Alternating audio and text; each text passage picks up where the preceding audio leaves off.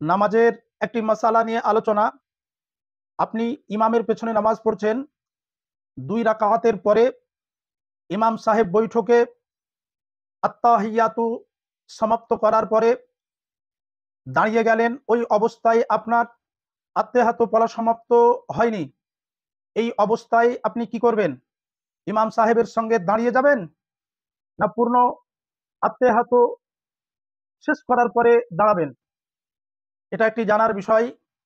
আসুন এর খোলাসা, এর সমাধান আলা হযরত ইমাম আহমদ রাজা রাদিয়াল্লাহু তাআলা আনহু ফতওয়ায়ে রিজাবিয়ায় খণ্ড নাম্বার 7 পৃষ্ঠা নাম্বার 52 এইরকম ভাবে মাসালাটির হাল করেছেন। हर सूरत में पूरी कर ले अगरचे उसमें कितने ही देर हो जाए। আপনি পূর্ণ আত্তাহিয়াত সমাপ্তি করার পরে তবেই দাঁড়াবেন, যদিও বা একটু দেরি হবে। আশা করি মাসালাটির সমাধানটা বুঝতে পেরেছেন।